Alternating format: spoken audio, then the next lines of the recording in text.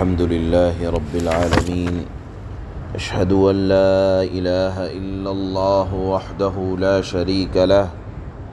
وأشهد أن سيدنا ومولانا محمدًا عبده ورسوله. أما بعد، فأعوذ بالله من الشيطان الرجيم. بسم الله الرحمن الرحيم.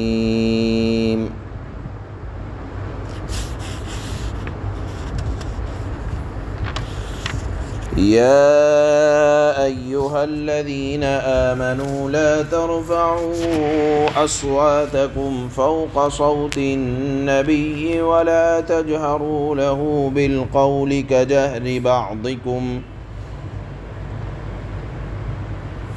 كجهر بعضكم لبعض أن تحبط أعمالكم وأنتم لا تشعرون.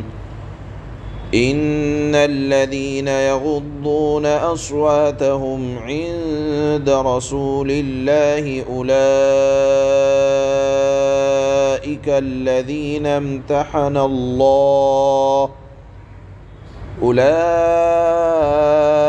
الذين امتحن الله قلوبهم للتقوى لهم مغفرة وأجر عظيم. صدق الله مولانا العلي العظيم.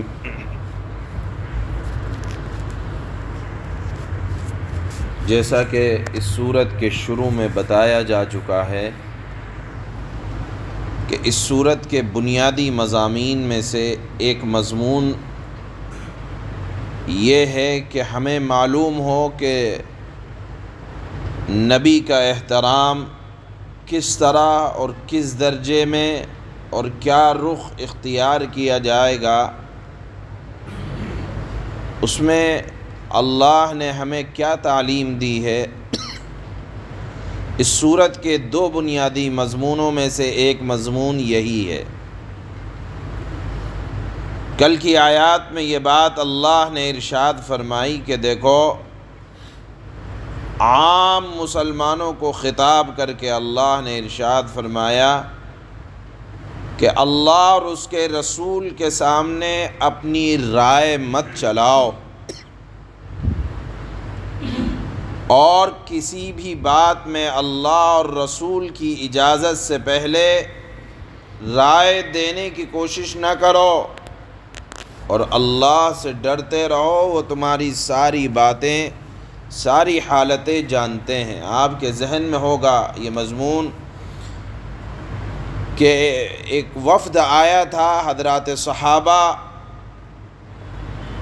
اس سلسلے میں یہ گفتگو کرنے لگے کہ اللہ کے نبی اس کو امیر بنائیں گے، اس کو امیر بنائیں گے۔ آوازیں ذرا بلند ہو گئیں۔ نبی کی مجلس، پہلی بات تو اللہ نے اس بات پر متنبہ فرمایا کہ جب کسی معاملے میں رائے نہیں لی جا رہی ہے تو آپ رائے کیوں دے رہے ہیں؟ جب آپ سے پوچھا نہیں جا رہا ہے تو سامنے سے بڑھ کر کیوں آ رہے ہیں؟ دوسری بات، نبی موجود ہیں، اللہ کے نبی موجود ہیں، جب وہ خود امیر بنائیں گے تو سامنے سے یا آپ کے آنے سے پہلے ماحول نہ بنایا جائے۔ آج کی آیت میں اللہ پاک نے حکم دیا، یا ایھا الذین آمنو، اے ایمان والو، لا ترفعوا اصواتکم، اپنی آوازوں کو بلند مت کرو، فوق صوت النبی، نبی کی آواز کے اوپر تمہاری آواز نہیں جانا چاہیے، ولا تجہروا لہ بالقول، اور تم اس طرح مت پکارو نبی کو جیسا کہ تم لوگ آپس میں ایک دوسرے کو کھل کر بلاتے ہو، یعنی ادب اس درجے میں ہو کہ جیسے کھلم کھلا آپس میں ایک دوسرے کے ساتھ ہنسی مذاق کر کے، دل لگی کر کے بلا لیتے ہو ایک دوسرے کو، نبی کو ایسے نہیں بلایا جائے گا۔ ان تحبط اعمالکم، اگر ایسا کرو گے تو اللہ تمہارے اعمال کو ختم کر دے گا اور تم کو احساس بھی نہ ہوگا کہ اعمال اکارت ہو گئے ہیں۔ گویا کہ آپ علیہ الصلاۃ والسلام کی مجلس کا ادب یہ ہے کہ وہاں بولنے میں بھی احتیاط، آواز کے بلند کرنے میں بھی احتیاط، اور اس آیت کے نازل ہونے کے بعد جب یہ آیت نازل ہوئی تو جو حضرات صحابہ جن کی آوازیں ذرا بلند تھی گھبرا گئے، پریشان ہو گئے کہ کہیں ہماری آواز کی بلندی کی وجہ سے ہمارے اعمال نیکیاں ختم نہ ہو جائیں اور ہم گناہ کے مرتکب نہ ہو جائیں۔ چنانچہ حضرت ابو بکر صدیق رضی اللہ تعالی عنہ نے عرض کیا کہ یا رسول اللہ، مرتے دم تک اس طرح بولوں گا جیسے کوئی کسی سے سرگوشی کرتا ہے، کان میں بات کرتا ہے، ایسے میں بات کروں گا۔ حضرت عمر رضی اللہ تعالی عنہ اس آیت کے نازل ہو جانے کے بعد اس طرح گفتگو کرتے کہ بعض اوقات دوبارہ پوچھنا پڑتا کہ بھائی کیا کہہ رہے ہیں آپ۔ جب یہ آیت نازل ہوئی، بخاری میں بھی یہ روایت آتی ہے کہ اللہ کے نبی کے ایک صحابی تھے حضرت ثابت بن قیس، جب یہ آیت سنی لا ترفعوا اصواتکم فوق صوت النبی، کہ تمہاری آوازیں نبی کی آواز پر بلند نہ ہو، جب یہ آیت سنی حضرت ثابت بن قیس نے تو راستے میں بیٹھ گئے اور رونے لگے۔ وہاں ایک صحابی اور گزرے حضرت عاصم بن عدی، جب انہیں روتے ہوئے دیکھا حضرت ثابت کو جن کی آواز بلند تھی اور وہ آیت کو سننے کے بعد رونے لگے، راستے میں بیٹھ گئے، تو ایک دوسرے صحابی نے پوچھا کیا بات ہے؟ کہا کہ مجھے خوف ہے کہیں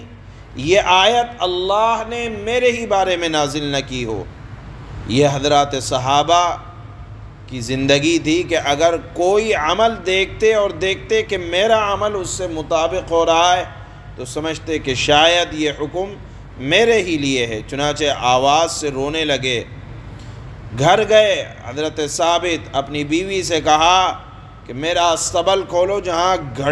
گھوڑے بندھے ہوئے ہیں، جا کر اپنے آپ کو وہاں باندھ دیا اور فرمانے لگے کہ یا تو اللہ مجھ سے راضی ہو جائے اور اللہ کے رسول مجھ سے راضی ہو جائیں، نہیں تو میں یہیں مر جاؤں گا، یہاں سے نکلوں گا بھی نہیں۔ یہ صحابی حضرت ثابت بن قیس اللہ کے نبی کی مجلس کے حاضر باش صحابی تھے، مستقل حاضر رہنے والے تھے۔ جب کچھ دن تک اللہ کے نبی نے نہیں پایا تو پوچھا کہ ایک صحابی میری مجلس میں رہا کرتے تھے، وہ نظر نہیں آ رہے، وہ کہاں چلے گئے؟ کہنے والوں نے کہا کہ ان کی آواز بلند تھی، قرآن کریم کی یہ آیت نازل ہوئی تو انہوں نے اپنے آپ کو استبل میں باندھ دیا۔ اللہ کے نبی نے فرمایا کہ بلا کے لاؤ۔ جب وہ آئے تو فرمایا کیا میں تمہیں جنت کی خوشخبری نہ سناؤں؟ تم جنتی آدمی ہو اور تم قابل تعریف زندگی جیو گے، شہید ہو کر مرو گے اور جنت میں جاؤ گے۔ اس خوشخبری کے بعد حضرت ثابت بن قیس کا سارا رنج اتر گیا اور وہ خوشی بخوشی اللہ کے نبی صلی اللہ علیہ وسلم کی مجلس میں حاضر ہوتے رہے۔ یہ تھا حضرات صحابہ کا معمول کہ اگر آیت میں کوئی حکم ایسا ان کو لگتا کہ یہ میرے متعلق ہے تو اس آیت کے حکم کو اپنے آپ پر منطبق کرتے۔ یہ نہیں کہ یہ آیت فلاں کے متعلق نازل ہوئی بس اس کے مخاطب وہی ہیں، نہیں۔ اسی طرح اس آیت کے تحت علماء نے لکھا ہے، اور اگر آپ کو اللہ پاک مدینہ منورہ کے حاضری نصیب فرمائے تو وہاں روزہ اطہر کے اوپر یہ آیت لکھی ہوئی ہے، یا ایھا الذین آمنوا لا ترفعوا اصواتکم فوق صوت النبی، کہ تمہاری آوازیں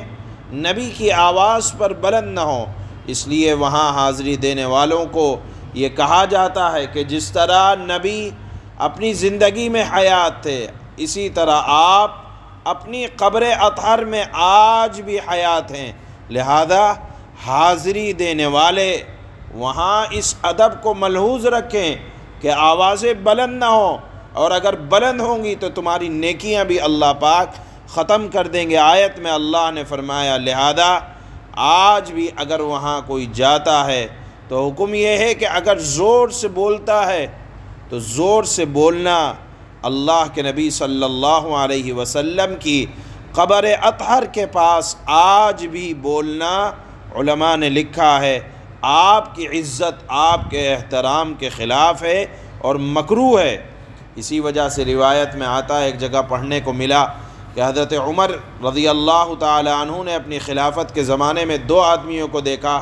کہ زور زور سے بول رہے ہیں روضہ اطہر کے پاس۔ آپ نے بلایا اور بلا کر پوچھا کہاں کے ہو؟ کہا کہ طائف کے رہنے والے ہیں۔ فرمایا کہ اگر تم یہاں مدینہ کے رہنے والے ہوتے، طائف اس وقت ایک گاؤں کی شکل تھی اور گاؤں والوں کو ذرا آداب کا خیال نہیں رہتا، حضرت عمر رضی اللہ تعالی عنہ نے فرمایا کہ اگر تم مدینہ کے ہوتے تو میں تمہیں ضرور سزا دیتا، لیکن تم یہاں کے علاقے کے نہیں ہو۔ اور پھر فرمایا کہ تمہیں نہیں معلوم کہ روضہ اطہر کے اندر اللہ کے نبی تشریف فرما ہے اور قرآن کریم کی آیت ہے کہ تمہاری آوازیں نبی کی آواز کے اوپر نہ چلی جائے۔ یہاں ایک بات اور یاد رکھنا چاہیے، اور اس بات کو مفسر قرآن حضرت تھانوی نور اللہ مرقدہ کے بھانجے حضرت مولانا شبیر احمد عثمانی نور اللہ مرقدہ نے ایک تنبیہ لکھی ہے، وہ یہ کہ دیکھو جس طرح حضور صلی اللہ علیہ وسلم کے سامنے آپ کی بات پر کوئی بات صحابی پیش کرنے کی ہمت اور جسارت نہیں کرتا تھا، اسی طرح آپ کے اس دنیا سے پردہ فرمانے کے بعد اب اگر کوئی اللہ کے نبی کی حدیث پیش کرتا ہے یا کسی مقام پر رسول اللہ کا کلام پیش کیا جا رہا ہے، پڑھا جا رہا ہے، اگر کوئی حدیث پڑھنے والے، پڑھانے والے، سمجھانے والے کے خلاف، اللہ کے نبی کی باتوں کے خلاف کوئی آوازیں بلند کرتا ہے، وہ بھی اسی وعید میں داخل ہے کہ جس طرح زندگی میں اللہ کے نبی کی بات پر کوئی آواز بلند نہیں کر سکتا تھا،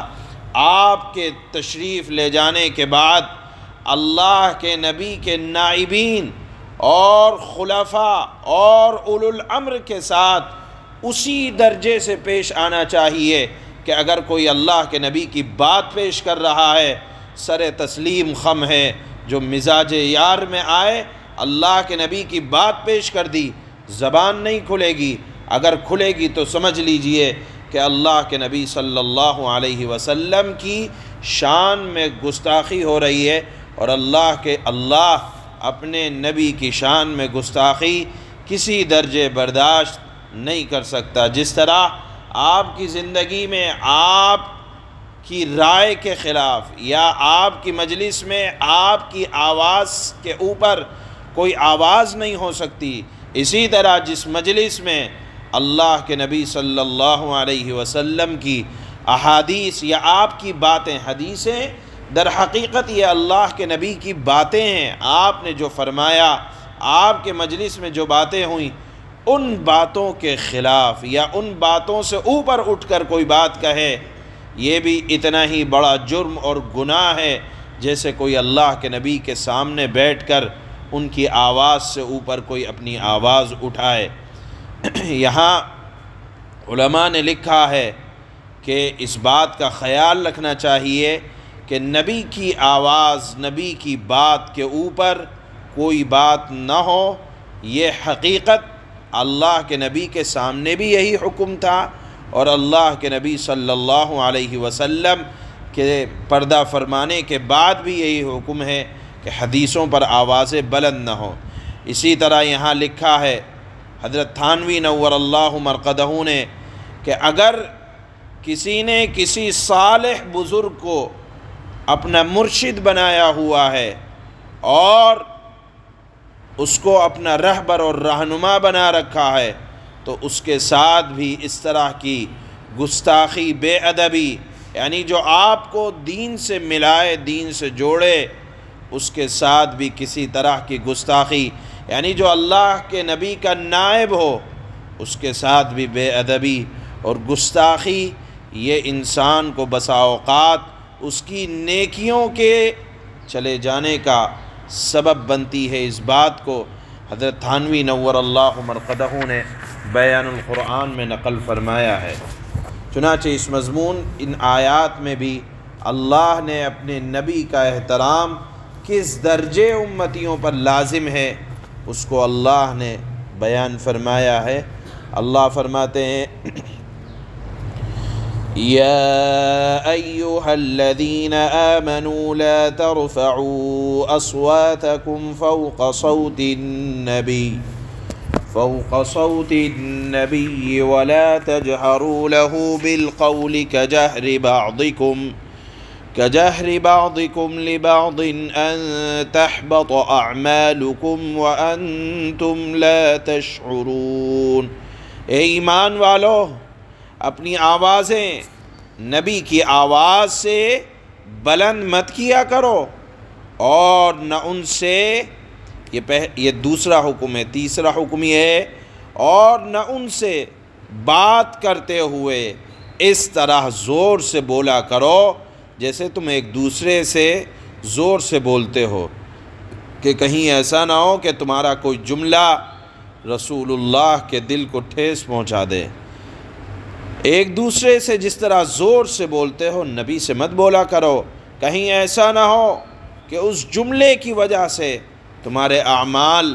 برباد ہو جائیں اور تمہیں پتہ بھی نہ چلے۔ ان الذين يغضون اصواتهم عند رسول اللہ، یہاں رک کر ایک بات سمجھ لینی چاہیے کہ جملوں کے بڑے اثر پڑتے ہیں۔ آدمی ایک جملے سے، حدیث میں آتا ہے کہ بسا اوقات آدمی کوئی دین کی بات کرتا ہے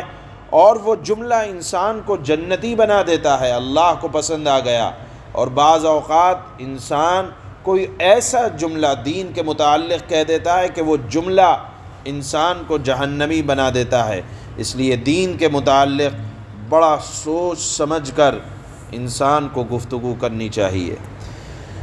جملوں کو بھی پکڑ ہو جاتی ہے اللہ کے ہاں، اللہ حفاظت فرمائے۔ اللہ فرماتے ہیں ان الذين يغضون اصواتهم عند رسول الله أولئك الذين امتحن الله قلوبهم للتقوى لهم مغفرة وأجر عظيم۔ یقین جانو، جو لوگ اللہ کے رسول صلی اللہ علیہ وسلم کے پاس اپنی آوازیں نیچی رکھتے ہیں، یہ وہ لوگ ہیں جن کے دلوں کو اللہ نے خوب جانچ کر تقوی کے لیے منتخب کر لیا ہے، ان کو مغفرت بھی حاصل ہے۔ یعنی جو اللہ کے نبی کی مجلس کا احترام کرتے ہیں ان کو مغفرت بھی حاصل ہے، اور ایسے احترام کرنے والوں کے لیے زبردست اجر بھی اللہ نے تیار کر رکھا ہے۔ سبحان اللہ۔